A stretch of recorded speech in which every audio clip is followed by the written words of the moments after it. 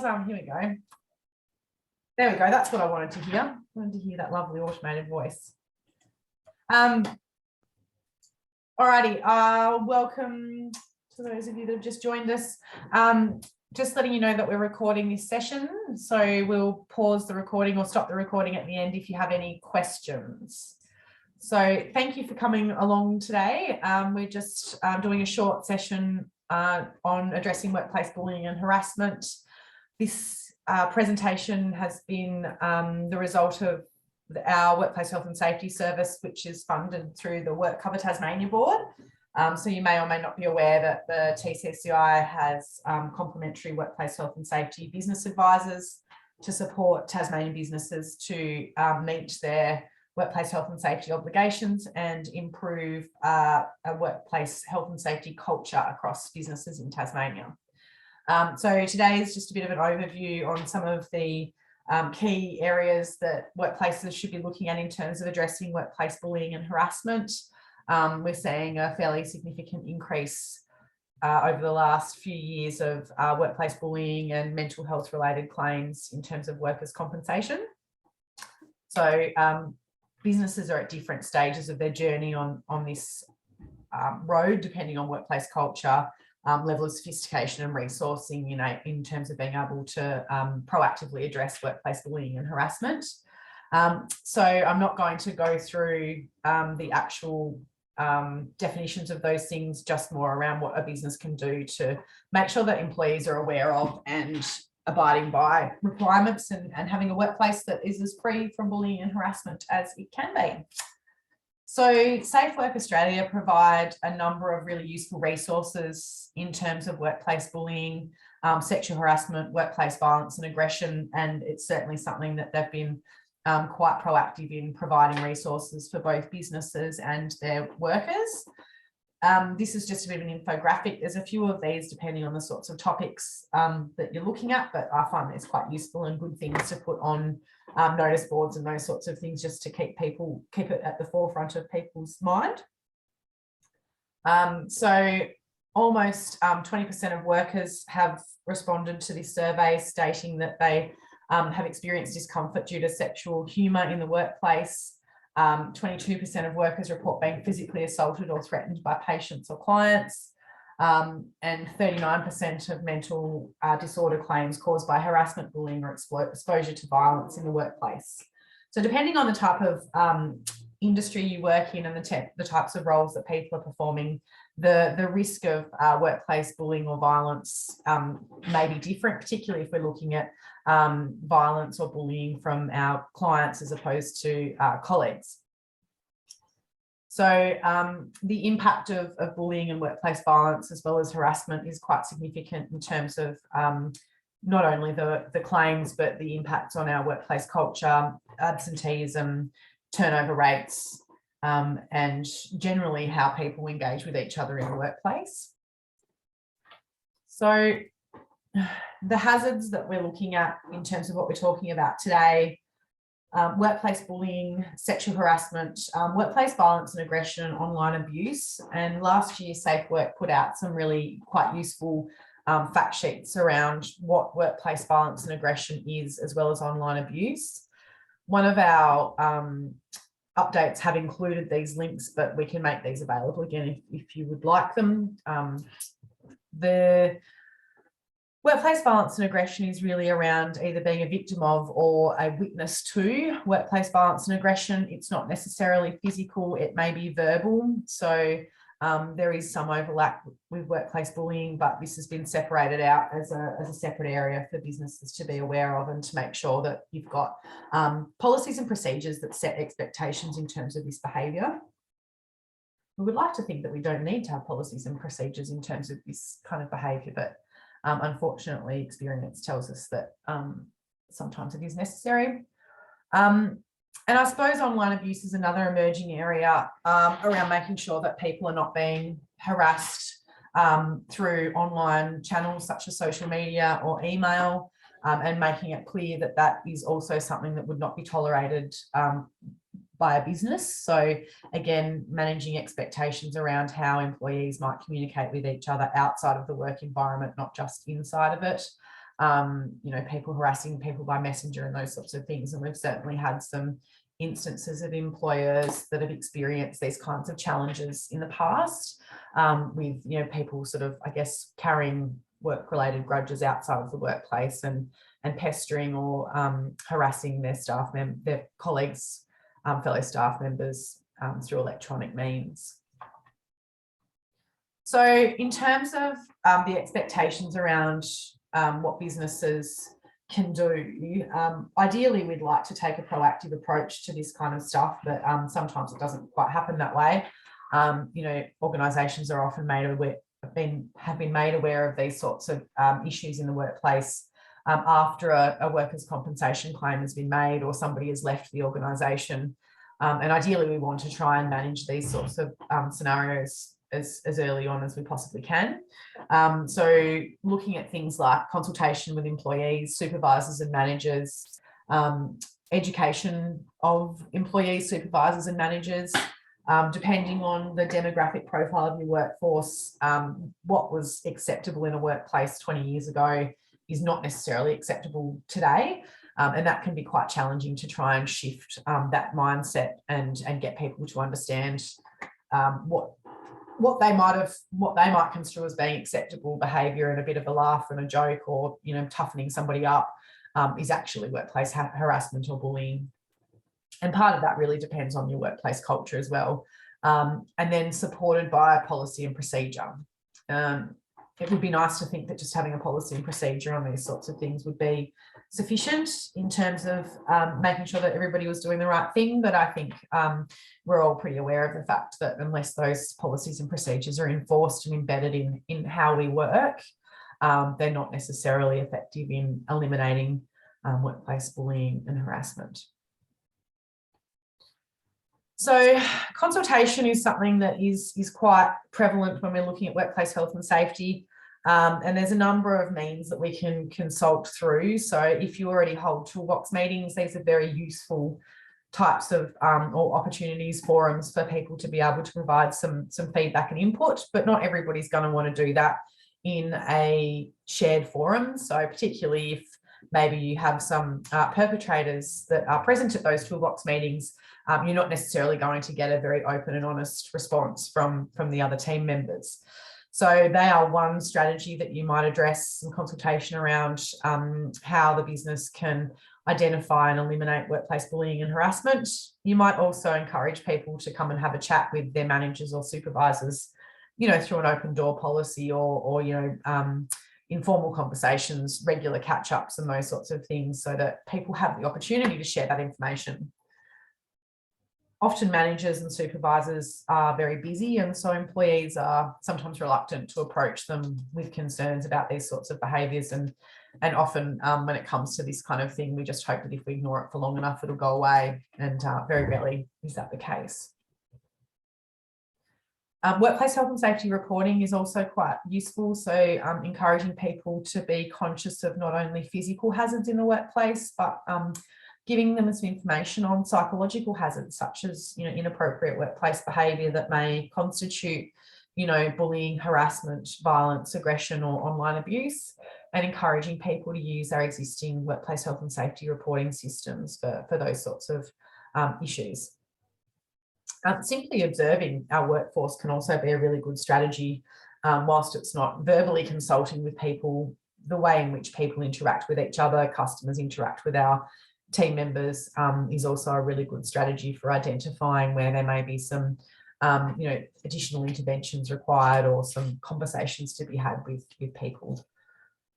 So consultation, it can be a time-consuming process, but often it can really make sure that, particularly if you're looking at reviewing, implementing or updating your policies in regards to these things, consulting with the people that are going to be expected to abide by them and are affected by them can be a really good way to make sure that we're actually putting in place a practical policy that can be enforced, and that we're not, you know, potentially missing something or creating a policy that's not able to be adhered to.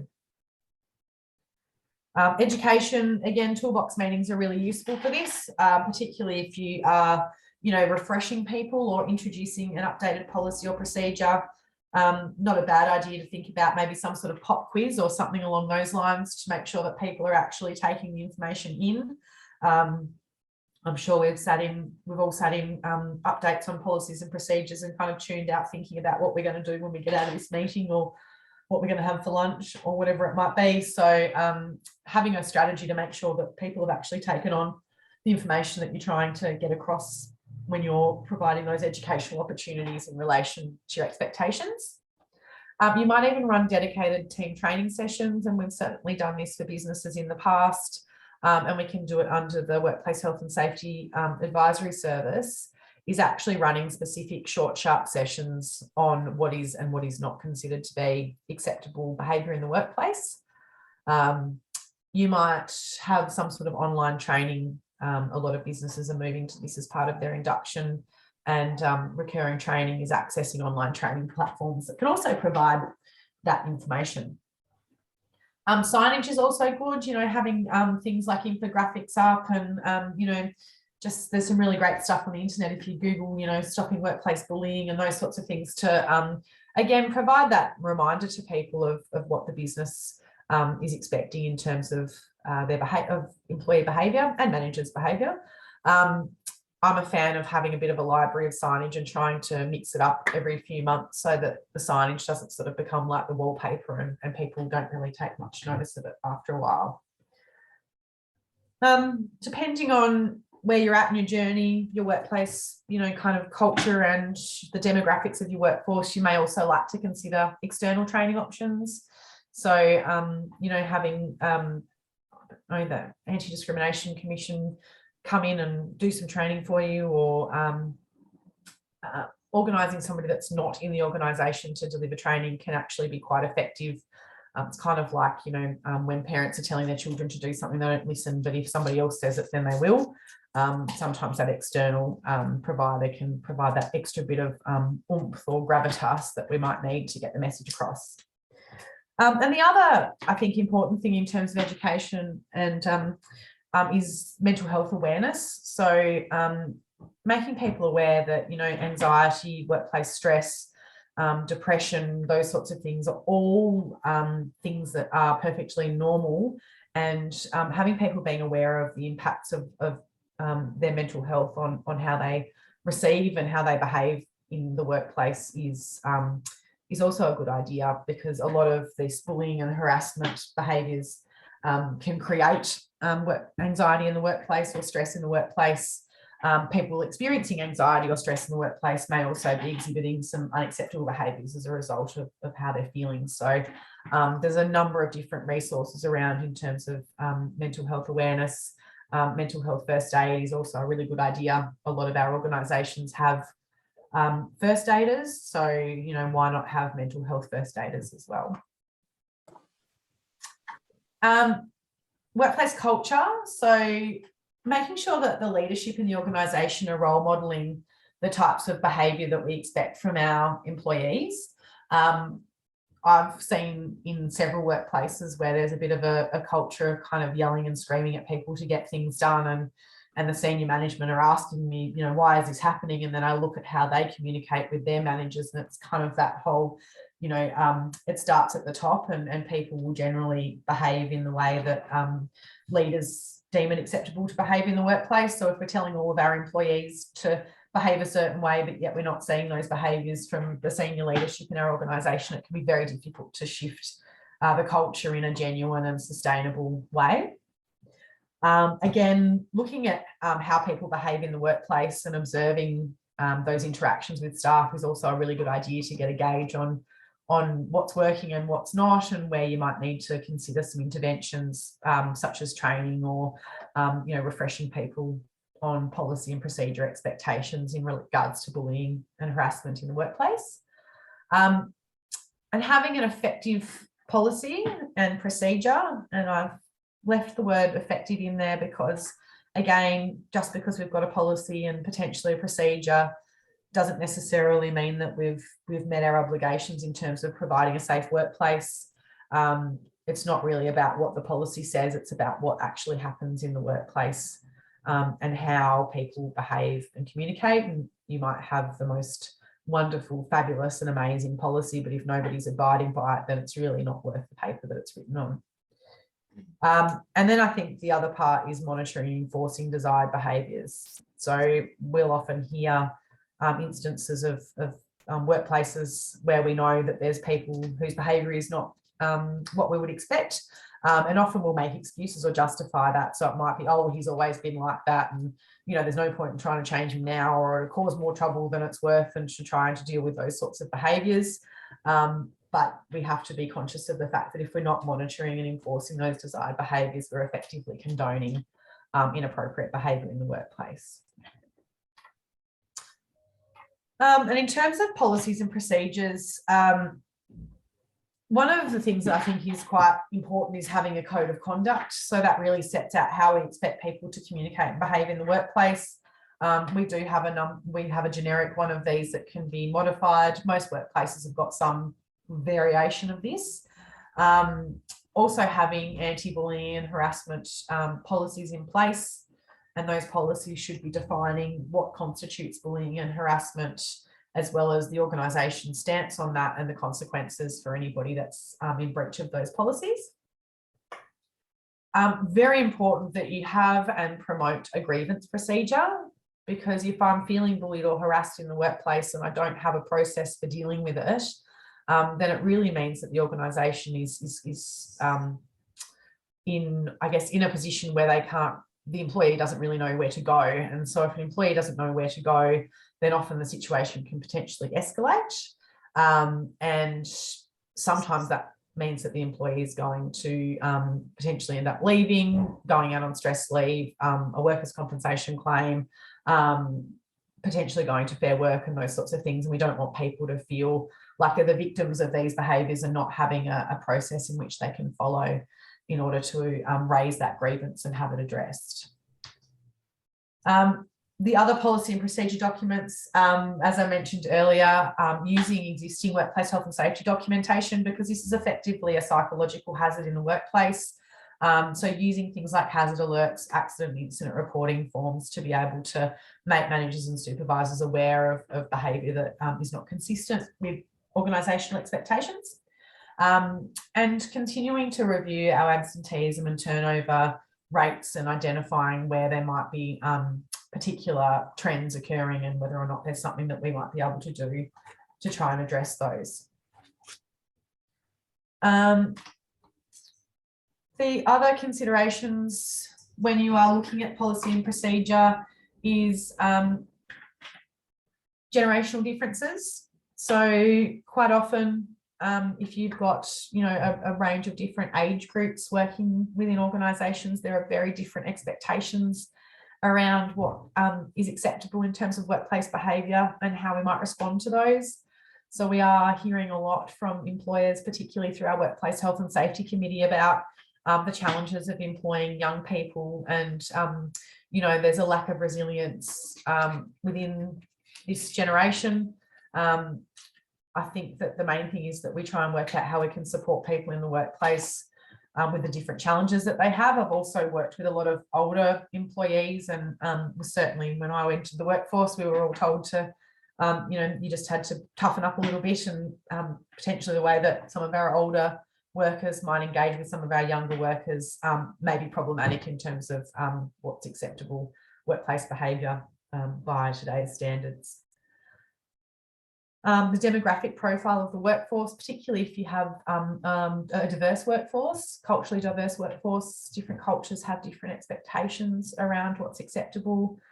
Had to deal with some of those recently where we've got, some people from different cultural backgrounds, and one employee thinks that they're making, a funny joke and developing rapport and a relationship with the other employee. And in fact, the other employee is actually feeling quite uncomfortable and intimidated by that kind of behaviour. So it is a good idea to think about providing some information or training around different cultures and what's acceptable and what's not acceptable, so people can avoid those situations where they might have a bit of an issue in terms of not really understanding how their behaviour or their conversation or their joke might be perceived by somebody that's from a different background to them.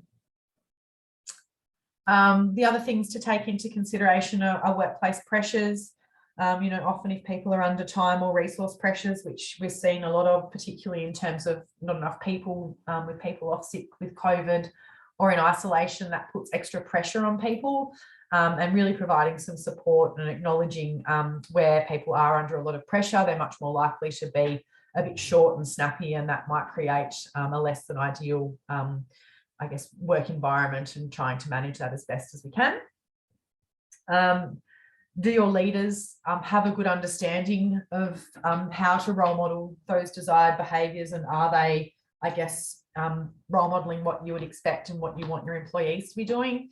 And I think it's very important that managers are very comfortable with the difference between performance management or reasonable performance management and what constitutes bullying. So I've seen a lot of workplace supervisors and managers reluctant to manage performance for fear of being labelled a bully. So providing some support, information and training around how do I make sure that when I'm performance managing somebody that I'm not bullying them, or it's not perceived as being bullying.